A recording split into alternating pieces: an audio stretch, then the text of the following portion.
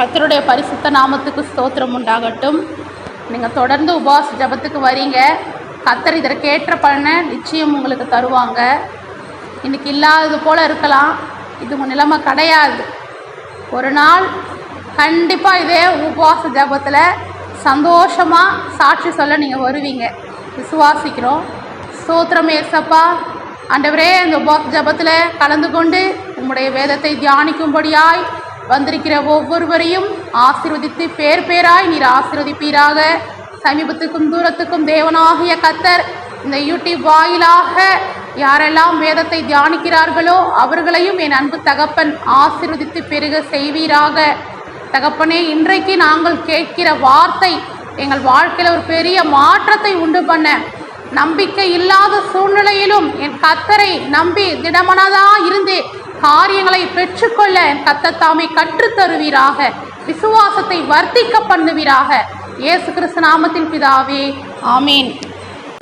யோபு புஸ்தகம் 42ஆம் அதிகாரம் 10ஆம் வசனம். யோபு தன் சிநேகிதருக்காக வேண்டுதல் செய்த பொழுது கர்த்தர் அவன் சிறையிருப்பை மாற்றினார். யோபுவுக்கு முன் இருந்த எல்லாவற்றையும் பார்க்கிலும் இரட்டத்தனையாய் கர்த்தர் அவனுக்கு தந்தருளினார். அதாவது பார்த்தீங்கன்னா, யோபு சொல்லிட்டு ஒரு மனுஷன் இருந்தானா. அந்த மனுஷன் பார்த்தீங்கன்னா செல்வ சீமான், எல்லாவற்றிலையும் வாழ்ந்திருக்கிற ஒரு மனுஷன். அதாவது என்ன சொல்கிறது, 10 பிள்ளைங்க, நிறைய என்னென்ன இருக்குன்னு படிக்கட்டுங்களா? அந்த யோபுக்கிட்ட என்னெல்லாம் ஆஸ்தி இருந்தது, அவர்கிட்ட என்னெல்லாம் ஆஸ்தி இருந்ததுன்னு படித்தாலே தெரிஞ்சிடும் அவர் எவ்வளோ பெரிய பணக்காரர் சொல்லி. இப்போ ஒரு தடவை சரவணா ஸ்டோருக்கு போனேன். இப்போல்லாம் போன வருஷம் போனேன்னு வச்சுக்கோங்களேன். அப்போது அந்த பாடி சரவணா ஸ்டோர் இருக்குல்ல, அங்கே போகும்போது அந்த பில்டிங் பார்க்கும்போது அப்படியே அசந்து போயிட்டேன். இப்போ எவ்வளோ பெரிய பில்டிங்கு, அதை விட பெருசாலாம் கூட இருக்குது. இப்போ துபாயெலாம் போனீங்கன்னா பெருசு பெருசாக இருக்குது. இருந்தாலும் நான் அதுக்கே இந்த சரவணா ஸ்டோருக்கே அசந்து போயிட்டாப்பா, எவ்வளோ பெருசு அப்படின்னு சொல்லிட்டு ஃபுல்லாக லைட்லாம் இருக்கும், சின்ன சின்ன லைட்டு அழகழகாக இருக்குமோ. அப்படியே நின்று பார்த்துட்டே இருந்தேன்னா எங்கள் ஹஸ்பண்ட் சொல்கிறார், இங்கேயே நின்று பார்த்துட்டே இருந்தால் விடிஞ்சிரும், வரியா இல்லையா அப்படி சொல்லி கூட்டிட்டு போனார். அவள் பாருங்கள், எல்லாமே என்ன பண்ணுறது, அழகழகழகாக குட்டி குட்டி விளக்கில் நம்ம ஒரு டியூப் லைட் போட்டாலே என்ன பண்ணுவோம், கரண்ட்டு இதுவாகிடுது அப்படின்னு சொல்லிட்டு நம்ம என்ன பண்ணுவோம், ஆஃப் பண்ணிவிட்டு போவோம். கரெக்டுங்களா? ஒரு டியூப் லைட்டுக்கே. ஆனால் அவங்க அத்தனை லைட்டு சின்ன லைட்டு ஃபுல்லாக ஏசி. நம்ம இந்த ரூமில் ஃபேன் போட்டாலும் என்ன பண்ணுவோம், கரண்ட்டு பில் அதிகமாகிடும், ஃபேன் ஆஃப் பண்ணு அப்படின்னு பசங்களை கற்றுவோம். அது ஃபுல்லாக 9 மாடிக்கும் ஏசி. அவங்க வருமானம் வரதால தான் போடுறாங்க. சும்மா ஒன்றும் வெளியில் இருக்கிறவங்களாம் வாங்க வந்து உட்காந்துக்கோங்கன்னா ஏசி போடுறாங்க ஒன்றும் கிடையாது. ஆனால் எங்களை மாதிரி வேடிக்கை பார்க்குறவங்களும் உள்ளே போவாங்க இல்லையா? எத்தனையோ பேர் அங்கே பார்த்தாங்கன்னா சும்மா கட்டிமா வந்து உட்காந்துக்கிறாங்க, வயசானவங்க நிறைய பேர். சரி, வெளியில் உட்காந்துக்கிறது உள்ளே உட்காந்து காற்று வாங்கிட்டு போவோம். சரி, அது ஒரு சமூக சேவை வச்சுப்போம். பார்த்தீங்கன்னா அப்படியே வியந்து பார்க்குறோம். அப்போ நமக்கு ஒரு கணக்கு போட்டுடுறோம். என்ன கணக்கு போட்டுடுறோம்? இந்த சரவணா ஸ்டோர் ஓனரு பெரிய பணக்காரரு. எப்படி கணக்கு போட்டோம்? அந்த பில்டிங்கை வச்சு கணக்கு போட்டோம். இப்போ பெரிய பில்டிங் ஆச்சே, எவ்வளோ விளக்குங்க, எவ்வளோ ஏசி, இதை வச்சா கணக்கு போட்டோம். அந்த சரவணா ஸ்டோர் பேச்சுக்கு சொல்கிறது, எக்ஸாம்பிளாக சொல்கிறேன். நான் ஒன்றும் சரவணா ஸ்டோருக்கு இதெல்லாம் கிடையாது, ஸோ ஒரு எக்ஸாம்பிளாக சொல்கிறேன். என் குரோம்பேட்டையில் இருக்குது, டி நகரில் இருக்குது, எல்லா இடத்துலையுமே இருக்குது இல்லையா? அப்போ இதெல்லாம் வச்சு பார்க்கும்போது ஐயோ ஒரு பெரிய பணக்காரங்க சொல்லுவாங்க. கரெக்டுங்களா? அதே மாதிரி அம்பானி அவங்க வீடெல்லாம் நம்ம யூடியூப்பில் பார்க்கும்போது அப்பா அவர் இந்தியாவிலே பெரிய பணக்காரு. எதை வச்சு சொல்லுவோம்? அவங்ககிட்ட இருக்கிற பொருளை வச்சு அவங்க பணக்காரன்னு சொல்லுவோம். இப்போ நம்ம யோபுலேயும் ஒரு பணக்காரர், வேதத்துலேயும் ஒரு பணக்காரர் யோபு. அந்த யோபு பார்த்திங்கன்னா என்னென்ன வச்சுருக்கிறாரு நான் படிக்கிறேன். யோபு 1ஆம் அதிகாரம் எடுத்துக்கொள்ளுங்க. யோபு 1ஆம் அதிகாரத்தில் 2-3 படிக்கிறேன். அவனுக்கு யோபுவுக்கு பார்த்தீங்கன்னா 7 குமாரரும் 3 குமாரத்திகளும் பிறந்தார்கள். அவனுக்கு 7000 ஆடு. அம்மா எத்தனை ஆடு வச்சுருக்கீங்க? 2 ஆடா? அந்த 2 ஆடுக்கே உன்னக்குடின்னு இருக்குதா? அவர் யோபு 7000 ஆடு வச்சுருந்தாராம். அப்போ எவ்வளோ பேர் பணக்காரா இருப்பார் பார்த்துக்கோங்க. 7000 ஆடு, 3000 ஒட்டகம், 500 ஏர் மாடு, 500 கழுதை, திரளான பணிவிடைக்காரர்கள், ஒரு வேலைக்காரங்க இருந்தாலே 2 வேலை 3 வேலைக்காரங்க இருந்தாலே சொல்லுவோம், அப்பா அவங்க பெரிய பணக்காரங்கப்பா, அவங்க இந்த வேலை செய்ய மாட்டாங்க, எல்லா வேலைக்காரங்களையும் செஞ்சுப்பாங்க. பார்த்தீங்கன்னா திரளான பணிவிடைக்காரர்கள். பின்ன 3000 ஒட்டகத்தை மேய்க்கணும்னா யோபுவா மேய்க்க முடியும்? கரெக்டுங்களா? அப்போ 3000 ஒட்டகத்தை மேய்க்கிறதுக்கு ஒரு ஒட்டகத்தை மேய்க்கிறதுக்கு ஒரு ஆளாவது வைப்போம். அப்போ 3000 ஒட்டகத்துக்கு 3000 பேர். அம்மாவால் 2 ஆடே மேய்க்க முடியல சொல்லுவாங்க. எவ்வளோ ஆடு இருக்குதுங்களா? 7000 ஆடா. அப்போ எவ்வளோ பணிவிடைக்காரர்கள் இருந்திருப்பாங்கன்னு நம்மளால கணக்கு போடவே முடியாது. அவ்வளோ வேலைக்காரங்க. பார்த்தீங்கன்னா அவர் இப்படிப்பட்ட ஒரு மனுஷன் எப்படி இருந்தாராம்? உத்தமனா வாழ்ந்தாராம், சன்மார்கரா, தேவனுக்கு பயந்தவரா, பொல்லாப்புக்கு விலகுகிறவரா, எந்த தப்புக்கும் போக மாட்டார், தான் உண்டு பிள்ளைங்க உண்டு அப்படின்னு சொல்லி வாழ்ந்த ஒரு மனுஷன் அவர் யோபு. ஆனால் அந்த யோபுவுக்கு என்னாச்சு? அந்த யோபு மேலே சாத்தான் என்ன பண்ணா? கண்ணை போட்டானா. போய் என்ன பண்ணுறான்? ஆண்டவர்கிட்டே பேசுகிறான் அந்த சாத்தான். இதை மாதிரி யோபுக்கு நீங்கள் எல்லாம் கொடுத்து வச்சுக்கிறீங்க, அதனால தான் அவன் வணங்குறான். நீங்கள் எடுத்து பாருங்கள், அவன் வணங்குறானா இல்லையா பாருங்கள். உண்மை கண்டிப்பாக தூஷிப்பான், உண்மை திட்டுவான். ஏன்னா நிறைய பேர் பார்த்தீங்கன்னா எல்லாம் இருந்ததுன்னா ஆண்டவரை தேடி வருவாங்க. எதுவுமே இல்லைன்னு வச்சுக்கோங்களேன், அங்கே போய் என்ன ஆக போகுது? கரெக்டுங்களா? அங்கே போய் என்ன ஆக போகுது? வரவே இல்லை, கிடைக்கவே இல்லை. எதுக்கு? 1 வாரம் 2 வாரத்துக்கே என்ன பண்ணுவாங்க? சோர்ந்து போயிடுவாங்க. அங்கே போய் என்ன நடக்க போகுது? அப்படின்னா கிடைக்க போகுது. ஆண்டவர் தேடினா புண்ணியம் அப்படின்னு சொன்னவங்க அநேகர் நான் கேட்டிருக்கேன். ஆனால் அவங்களுக்குலாம் நான் சொல்கிற வார்த்தை, அம்மா இன்னைக்கு இல்லை, நாளைக்கு கண்டிப்பாக வரும், கண்டிப்பாக கத்த தருவார், அதுக்காக நீங்கள் இப்போ தேடாமல் விட்டுறாதீங்க அப்படின்னு நான் சொல்லுவேன். அதே மாதிரி அந்த சாத்தா என்ன பண்ணானா? அவன் இவ்வளோ பணக்காரனாக இருக்கிறதால தான் கத்தரை துதிக்கிறான். அவன் பணக்காரனா இல்லைனா காண்டி அவன் துதிக்க மாட்டான் அப்படின்னு சொல்லிட்டு என்ன பண்ணுறானா? ஆண்டர்கிட்ட சொல்கிறான். ஆண்டவர் சொல்கிறாரு, அவன் என்னை உண்மையாக துதிக்கிற மனுஷன், உண்மையாக எனக்கு பயந்துருக்கிற மனுஷன், அவன்கிட்ட இருக்கிறது நீ எதை எடுத்தாலும் அவன் என்னை கண்டிப்பாக துதிப்பான், என்னை சபிக்க மாட்டான். சொல்கிறோம்ல, சபிக்கிறதுனா அது ஆண்டவரே சபிக்கிறோமா? எப்படி சபிக்கிறோம்? கத்தருக்கு கண்ணு இருக்கா தெரியல, அப்போ கண்ணையே கத்தருக்கு பிடிங்கிடும். சபிக்கிறோமா இல்லையா? கத்தர் என் பிரச்சனையை கேட்கலையே, எல்லாருக்கும் கொடுக்குறாரு, எனக்கு கொடுக்கலையே, அப்போ சபிக்கிறோம் நம்ம அவரே திட்டுறோம் நம்ம. பாருங்கள், அதை மாதிரி என்ன பண்ணுறாரு? யோபுவும் என்ன பண்ணுறாரு? சபிப்பார், திட்டுவார் அப்படின்னு சாத்தான் கணக்கு போட்டான். ஆனால் ஆண்டவர் சொல்கிறாரு, நீ அவங்ககிட்ட இருந்து எதை எடுத்தாலும் அவன் காண இது பண்ண மாட்டான். பார்த்தீங்களா? யோபு என்ன பண்ணார்? இது எல்லாமே போயிடுச்சு அவர்கிட்ட. என்னது? எல்லாமே போயிடுச்சு. குழந்தைங்கள்லேருந்து, மிருகங்கள்லேருந்து, வேலைக்காரங்கள்லேருந்து எல்லாமே போயிடுச்சு. சொத்து கித்து எல்லாமே போயிடுச்சு. அவருக்கு வியாதியாக வந்துடுச்சு. இதை மாதிரி சூழ்நிலையில் அவர் என்ன சொல்கிறாரு? கத்தர் கொடுத்தார், கத்தர் எடுத்தார், கத்தருக்கு ஸ்தோத்திரம். என்ன சொன்னார்? கத்தர் தான் கொடுத்தாரு, கத்தர் தான் எடுத்தாருன்னு சொல்லிட்டாரு. இன்னைக்கு அநேக கிறிஸ்துவர்கள் என்ன சொல்கிறாங்கன்னா, கத்தர் கொடுத்தாரு, கத்தர் எடுத்தாருங்க. கத்தர் எடுக்க மாட்டார். ஏன்னா இது உதாரணம், யோபுவின் புஸ்தகம் ஒரு உதாரணம். ஆண்டவர் சொல்கிறாரு, என் கை நன்மையானதை கொடுக்கிற கை, நன்மையான எந்த ஈவும் பூர்ணமான எந்த ஒரு வரமும் பரத்தில் இருக்கிற ஜோதிகளின் பிதாவிடத்திலிருந்து இறங்கி வரும். திருமணம், வீடு, ஆஸ்தி, பிள்ளைங்க எல்லாமே கத்தர்கிட்டேருந்து வரும். என்ன சொல்கிறது? ஒன்றுமே இல்லாமல் போகிறதெல்லாம், பாதியிலேயே போகிறதெல்லாம் கத்தர் எடுக்கிறது கிடையாது. அதான் பாருங்க, சாத்தான் சொல்கிறான், நான் இதெல்லாம் எடுப்பேன், அவங்ககிட்ட எல்லாத்தையும் எடுப்பேன், உங்க துதிக்கிறானா பார்க்கலாம். அப்போ எடுக்கிறது யார் வேலை?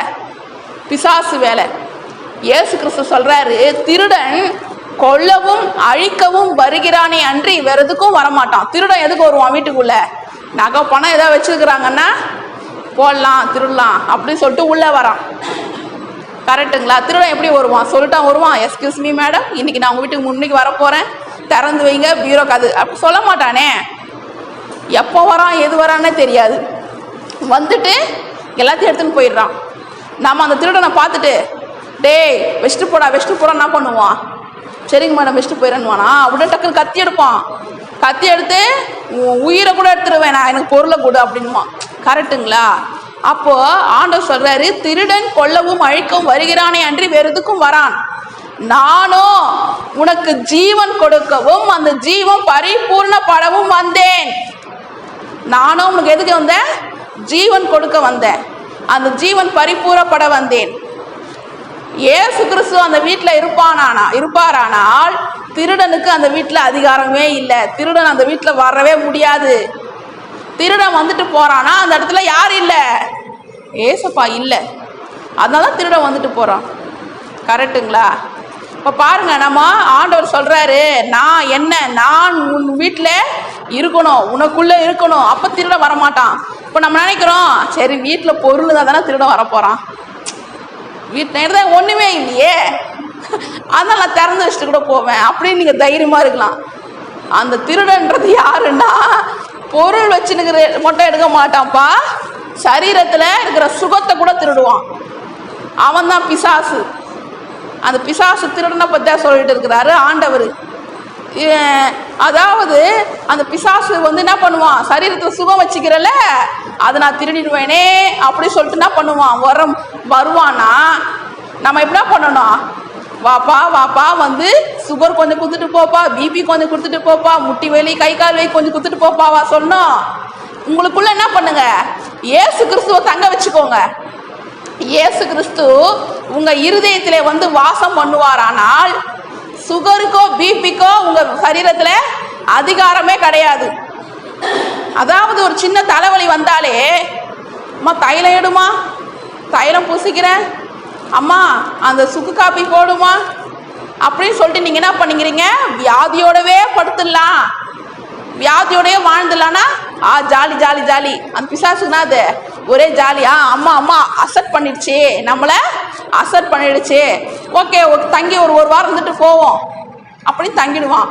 ஆனால் உங்களுக்கு லைட்டாக வர மாதிரி இருக்கும்போதே, தலைவலிக்கிற மாதிரி இருக்கும்போதே, கிச்சு கிச்சின்னு இருக்கும்போதே தொண்டை, ஏசு நமக்கு போ சாத்தானே, எனக்குள்ள ஏசு கிறிஸ்து இருக்கிறாரு, இந்த சரீரத்தின் அதிகாரி கர்த்தர். இப்போ வீட்டுக்குள்ள திருடம் வந்தான்னு வச்சுக்கோங்களேன், பாப்பா உக்காருப்பா, ஒரு கப்பு டீ சாப்பிட்டு போப்பா, நான் பீரோலாம் திறந்து வைக்கிற எடுத்துன்னு போப்பா சொல்லுவோம். நம்ம குரலே இல்லைனா கூட, மெல்லிசா பேசுகிற குரலாக இருந்தால் கூட, எட்ரா அது தொடப்பக்கட்டைய, எப்படிரா வருவேன் என் வீட்டுக்கு சொல்லுவோமா சொல்ல மாட்டோமா? கரெக்டுங்களா? பலமே இல்லைனா கூட எழுந்து நின்று அந்த திருடன் திரட்டி அடிப்போம். அப்போ வியாதி வந்தால் மட்டும் தைலம் பூசு பூசு பூசு பூசு பூசினே உட்காந்துக்கிறோமே, ஏன் பூசணும்? கரெக்டுங்களா? எழுந்து நின்று சொல்ல தேவையில்லையா? தோ போயிட்டு வந்தேன், உபவாச ஜபத்துக்கு போயிட்டு வந்தேன், என் கர்த்தர் எனக்குள்ள இருக்கிறாரு அப்படி சொல்ல தேவையில்லையா? நம்ம எல்லார் மேலே கோவத்தை காட்டுவோம், புருஷன் மேலே கோவத்தை காட்டுவோம், பிள்ளைங்க மேலே கோவத்தை காட்டுவோம், பக்கத்து வீட்டுக்காரங்க மேலே கோவத்தை காட்டுவோம், எல்லார் மேலே கோவத்தை காட்டுவோம். ஆனால் பிசாசுக்கிட்ட மட்டும் கோவத்தை காட்டுறதே கிடையாது. வாடா ராஜா சொல்லிட்டா பண்ணுறோம், காலை கையை மருந்து போட்டு தடவினே இருக்கிறது. அத்தனை தடவை தடவுறீங்களே, ஒரு தடவையாவது சொல்லியிருப்பீங்களா, இந்த உடம்புக்காக ஏசப்பா ரத்தம் செஞ்சிருக்கிறாரு, நான் சர்ச்சுக்கு போயிட்டு வந்திருக்கிறேன், அவர் என்னை உண்மையாக நேசிக்கிறாரு, என்னை உண்மையாக அவர் ஆசீர்வதிக்கிறாரு, என் சரீரத்தில் வியாதி கொடுக்க மாட்டாரு, சாத்தானே நீ தான் வியாதி கொடுக்குற, ஓடிப்போ அப்படின்னு நம்ம சொல்கிறோமா? சொன்னதில்லைன்னா இனிமேல் சொல்லுங்கள். உண்மையாக நான் ஒரு சாட்சியாக சொல்கிறேன். போன ஞாயிற்றுக்கிழமை என்னாச்சு, எனக்கு ஒரு பக்கம் தூங்கி எழுந்தேன். இந்த பசங்க கீபோர்டு கிளாஸ்ன்னு மேலே வந்தாங்களா, சரி நம்ம சும்மா தானே இருக்கிறோம் சொல்லிட்டு படுத்தேன். ஒரு 3 மணி அளவில் படுத்துட்டு 4 மணிக்கு எழுந்தும்போது ஒரு மணி நேரம் தான் படுத்தேன்.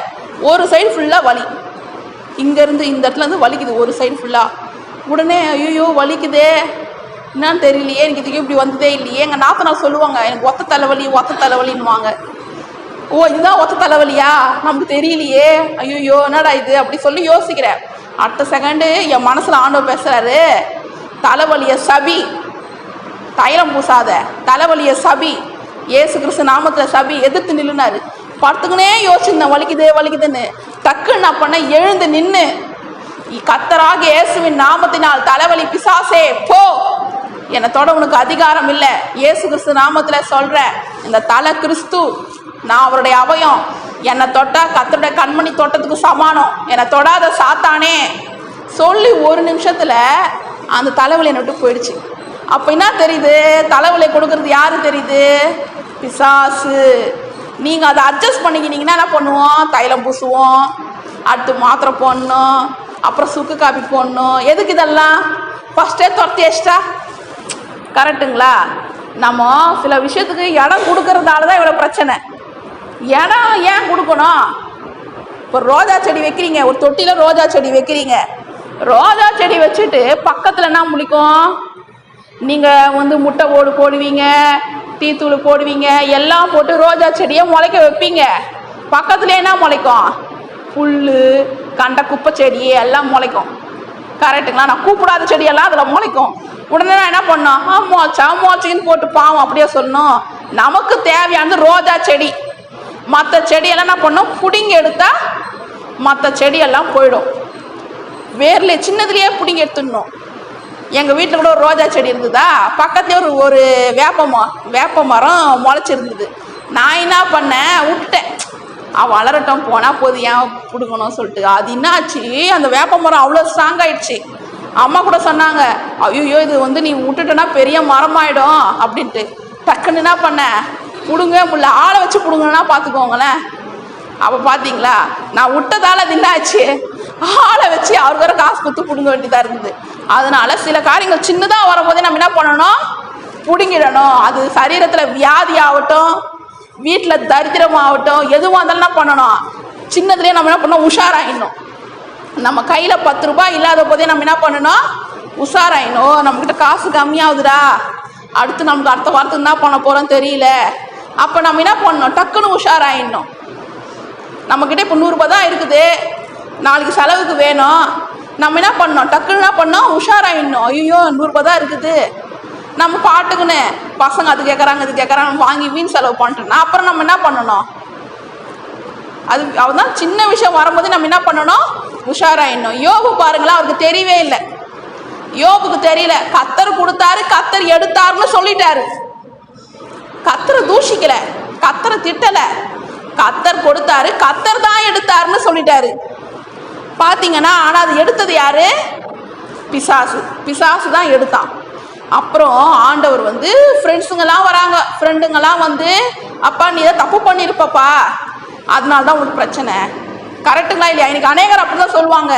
ஏதாவது சின்ன பிரச்சனை வந்துட்டுமே, நீ இந்த தப்பு பண்ணியிருப்ப அதனால தான் உனக்கு இந்த பிரச்சனை, நீ இந்த வேலை பண்ணியிருப்ப அதனால தான் உனக்கு இது. இன்னவோ அவங்க தான் நியாயாதிபதி மாதிரி. கரெக்டுங்களா? நம்ம சூழ்நிலை என்ன, நம்ம மனசு என்ன, நம்ம படுற கஷ்டம் என்ன அதெல்லாம் தெரியாது. நீ இந்த பிரச்சனை வந்துச்சுல, நீ இது பண்ணல அவங்களுக்கு அதனால தான், நீ இது பண்ணல அவங்களுக்கு அதனால தான், அப்படின்னா பண்ணுவாங்க, டக்குன்னு பேசிடுவாங்க. ஆனால் நம்ம மனசு யாருக்குமே தெரியாது. கரெக்டுங்களா? நம்ம மனசு கத்தருக்கு தான் தெரியும். பாருங்க, அதே மாதிரி தான் யோபுவுக்கும் ஒரு 3 ஃப்ரெண்டு சுற்றி வளைச்சி பேசுகிறாங்க. பேச்சு, அவங்க பேசின பேச்சு கத்தருக்கே தாங்க முடியல. நல்லது சொல்கிற மாதிரி சொல்லுவாங்களே, வாழைப்பழத்தில் ஊசி ஏற்றுற மாதிரி பேசுகிற மாதிரி பேச்சு என்ன பண்ணுறாங்க? அவர் மனசை காயப்படுத்துகிறாங்க. அப்பா அவர் சொல்கிறாரு, நான் யாருமே எதுவும் சொன்னதில்லை, உங்கள் இடத்துல என் இடத்துல நீங்கள் இருந்தீங்கன்னா நான் இந்த மாதிரிலாம் பேச மாட்டேன், மனசை காயப்படுத்த மாட்டேன்.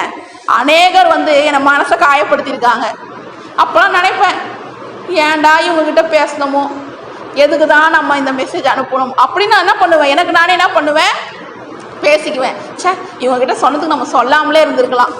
சரி ஓகே, இதெல்லாம் ஒரு அனுபவம், ஒரு பாடம், இனிமேல் நம்ம உஷாராக இருந்துக்கணும் அப்படி சொல்லிட்டு என்ன பண்ணுவேன்? எனக்கு நானே பேசிக்குவேன். அதே மாதிரி யோபுவுக்கும் ஒரு இது வந்தது. யோபுவுக்கும் என்ன பண்ணுறது, ஒரு நிலைமை வந்தது. ஏன்டா இப்படி இவருக்கு இந்த மாதிரி பிரச்சனை இவங்களுக்கு சொன்னமோ அப்படின்றது போல். சில பேர் வந்து பிரச்சனை நேரத்தில் அவங்களாவே மூக்க நுழைச்சிக்கின்னு வந்து சின்னதை பெருசாக்கி, இதுக்கெல்லாம் காரணம் நீ தான், நீ இப்படிலாம் பண்ணதால் தான், அப்படி இப்படி சொல்லி என்ன பண்ணுவாங்க? இல்லாதையும் பொல்லாதையும் சொல்லி விட்டுருவாங்க. அதே மாதிரி யோபுவையும் சொல்லிட்டாங்க. அப்போ இது யாருக்கு தாங்க முடியலன்னா, ஆண்டவருக்கு தாங்க முடியல. யாரால தாங்க முடியல? கத்தருக்கு தாங்க முடியல. சில காரியத்தை இழந்து நிற்கும் பொழுது யாருமே கேட்காம இருந்தால் பிரச்சனை இல்லை, அது கேட்டாங்கன்னா மனசு கஷ்டமா இருக்கும். அது வந்து எப்படி விவரிக்கிறதுனா, குழந்தை இல்லாதவங்க கிட்ட போயிட்டு அவங்களுக்கே குழந்தை இல்லைன்றது ஒரு பிரச்சனையா இருக்கும். அவங்கள கூப்பிட்டு வேற உட்கார வச்சு, அச்சோ குழந்தை இல்லையா, அப்பப்பா குழந்தை இல்லையா அப்படின்னு அவங்க பேசும்போது அவங்களுக்கு எப்படி தெரியுமா இருக்கும்? மனசுல கடுப்பா இருக்கும். என்னடா இது, இவங்க வேற உட்கார வச்சு என் குழந்தைலன்னு எனக்கு தெரியாதா, இவங்க வேற வந்து அச்சோ அச்சோ அப்படின்னு வேற சொல்லணுமா? என் வாழ்க்கையில் இப்படி ஒரு அனுபவம் வந்திருக்கு. என்னன்னா, காரு, எங்கள் வீட்டில் பார்த்தீங்கன்னா கார் வந்து இல்லை. ஃபஸ்ட்டு ஒரு 10 வருஷம் கார் இருந்தது, இப்போ இல்லை. இப்படி சொல்லலாம், நாங்கள் புது கார் வாங்கணுன்றதுக்காக விற்றுட்டோன்னு வச்சுக்கோங்க. புது லேட்டஸ்ட் கார் வாங்கணும் அப்படின்றதுக்காக விற்றுட்டோம், விசுவாசமாக சொல்கிறேன். அந்த காரை நாங்கள் சேல் பண்ணிட்டோம். 10 வருஷம் இந்த கார் இல்லைப்பா. என்ன கேட்பாங்கன்னா, கார் இல்லையாங்க? அதான் கார் இல்லைன்னு தெரியுது இல்லை, கார் இல்லையா, கார் இல்லையா, கார் இல்லையா. எங்கள் வீட்டுக்காரங்கிட்ட வந்து சொல்கிறாரு, பாக்கன்னா அவங்கன்னா கார் இல்லை கார் இல்லைன்னு கேட்குறாங்க. நான் சொன்னேன், காலே இல்லாமல் இருக்கிறாங்க, அவங்கள காட்டிலும் கர்த்தர் நம்மளை மேலே தான் வச்சிருக்கிறாரு. இதுதான் நான் சொன்னேன். காலே இல்லாமல் இருந்து கர்த்தரை துதிக்கும் போது கார் இல்லாமல் வந்து கர்த்தரை துதிக்கிறதுன்னு நமக்கு குறைவாயிடுச்சு. கர்த்தர் இழந்ததை திரும்ப தருவார். நாம் எதை இழந்தமோ கர்த்தர் நம்ம அதுக்கு திரும்ப தர தேவனாக தான் இருக்கிறாரு. ஏன்னா என்னுடைய கர்த்தர்கிட்ட நான் வரும்பொழுது என்னுடைய அனுபவம் பார்த்தீங்கன்னா, என்னுடைய அனுபவங்கள் நான் சொல்லணும்னு இல்லை, இருந்தாலும் ஒரு சின்ன இந்த யோபின் விஷயத்த சொல்லும்பொழுது என்னுடைய முதல் குழந்தையும் பார்த்தீங்கன்னா இறந்து போச்சு. முதல் குழந்தைய இறந்து 2 நாளில் பிறந்து 2 நாளில் இறந்து போச்சு. அப்போ நான் ஆண்டவர்கிட்ட வந்தது காரணமே என்னன்னா, மனுஷங்க பேசின பேச்சு தான். இன்னா சாபமோ, இன்னா இதுவோ, சினிமாவில் நடக்கிற மாதிரி நடந்தது, சீரியலில் நடக்கிற மாதிரி நடந்தது. அது சொல்லும் போது நமக்கு எப்படி இருக்கும்னா, நமக்கே குழந்தை இறந்து போச்சேன்னு ஒரு வலி, மனசு வருத்தம், வேதனை, நமக்கு ஏன் அப்படி நடந்தது. அப்போ நான் இந்துவில் இருக்கும்போது ரொம்ப கஷ்டப்பட்டேன். வார்த்தை வேற தெரியாதா, சொல்கிறதுக்கு யார் வேற இல்லை. இப்போ உங்களையாவது நீங்களாவது வந்து சர்ச்சில் வார்த்தை கேட்குறீங்க. அப்போல்லாம் நாங்கள் சர்ச்சுன்னு சொன்னேன், எங்கள் மாமனார் எதை எடுத்துப்பாரு எனக்கு தெரியாது. சர்ச்சுக்கெலாம் போக முடியாது, எங்களுக்கு சர்ச்சுனா என்னன்னு தெரியாது, பைபிள்னா என்னன்னு தெரியாது, எல்லாமே வந்து 0 தான். அப்போ எங்களுக்கு எப்படி இருந்திருக்கும், நைட்லாம் என்ன பண்ணுவேன், அழுவேன். ஆண்டவரே என்னப்பா இவங்க வந்து சொல்லிட்டு போகிறாங்களா. அவங்க வாங்கி கொடுத்தது 1 கிலோ ஆப்பிள், ஒரு பூஸ்ட்டு ஆப்பிள் வாங்கி கொடுத்துட்டு அவங்க பேசுகிற பேச்சு கேட்டு கேட்டு கேட்டு டென்ஷன் ஆகிடும் எனக்கு. குழந்தையிலன்னு அழறதா, அவங்க பேசுகிற பேச்சை நினச்சி அழறதா, என்னது அந்த வருத்தத்தால தான் நான் ஆண்டவர்கிட்டே வந்தேன். கர்த்தர் என் வருத்தத்தை மாற்றினார். ஃபோட்டோ பார்த்துருப்பீங்க, என் 2 பிள்ளையோடைய ஃபோட்டோவே இப்போ நீங்கள் ஸ்டேட்டஸில் இதில் பார்த்தீங்க இல்லையா. உண்மையாகவே கர்த்தர் அருமையாக நடத்தினார். ஒரு குறைவே இல்லாமல் என் பிள்ளைங்க பிறந்த நாளை நடத்தினார். 2 பெண் பிள்ளைகளை கொடுத்து கர்த்தர் ஆசீர்வதிச்சார். அவங்கள பார்க்குறவங்கெல்லாம் சொல்கிறாங்க, இவங்க கர்த்தரால் வந்த பிள்ளைங்க. அவங்க டீச்சருங்க முதற்கொண்டு ஒரு நல்ல சர்டிஃபிகேட் ஆண்டவர் கொடுத்துருக்கிறாரு. இதெல்லாம் எப்படின்னா கர்த்தரால் வந்தது. நான் இழந்ததை கர்த்தர் எனக்கு எப்படி கொடுத்தாரு, ரெட்டிப்பாய் கொடுத்தார். அதே வேலை தான் கர்த்தர் வந்து யோபுவுக்கும் செய்தார். யோபு கஷ்டப்படுறாருன்னு சொல்லிட்டு கர்த்தரே வந்து யோபு கிட்ட பேசுகிறாரு. யோபு, உன் கஷ்டத்தை மாற்றுறதுக்கு நான் ஒன்று சொல்கிறேன், நீ என்ன பண்ணு, உன் ஃப்ரெண்டுங்களுக்காக ஜெபம் பண்ணு.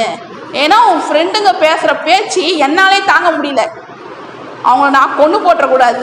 நீ என்ன பண்ணு, அவங்களுக்காக ஜெபம் பண்ணு. அப்போ யோபு என்ன பண்ணாரு, அவங்க ஃப்ரெண்டுங்களுக்காக ஜெபம் பண்ணுறாரு. யார் ஃப்ரெண்டுங்க, யார் பேர் ஃப்ரெண்டு, இக்கட்டில் உதவுறவன் தான் ஃப்ரெண்டு. கரெக்டுங்களா? இக்கட்டில் உதவணும். ஆனால் நம்ம ஃப்ரெண்டுங்க எல்லாம் இக்கட்டில் உதவ மாட்டாங்க. ஆனால் அவங்க யோபுவோட ஃப்ரெண்டு என்ன பண்ணாங்க, இக்கட்டில் வந்து உதவலை. சோறு போட்ட மாதிரியோ இல்லை எது கொடுத்த மாதிரியோ நமக்கு இதில் படிக்கவே இல்லை. பேசுகிறாங்க, ஏன்னா காசு வாயில் வந்து வார்த்தை ஃப்ரீயாக தானே வருது, அதனால வந்து இஷ்டத்துக்கு பேசிட்டு போயிட்டாங்க. அப்போ வந்து ஆண்டவர் சொல்கிறாரு, நீ நிதானமாக பேசின, உன் ஃப்ரெண்டுங்க நிதானமே இல்லை அவங்க பேசுனதில்ல, நீ என்ன பண்ணு, உன் ஃப்ரெண்டுக்காக ஜெபம் பண்ணு. உடனே யோபு என்ன பண்ணுறாரு, ஃப்ரெண்டுக்காக ஜெபம் பண்ணுறாரு. ஆண்டவரே அவங்க நல்லா இருக்கணும், தீர்காயுசா இருக்கணும் அப்படிலாம் ஜெபம் பண்ணியிருப்பாரு. அவங்க ஜெபம் பண்ணும்பொழுது ஆண்டவர் என்ன பண்ணாருன்னா ஒரு அற்புதத்தை செய்கிறாரு.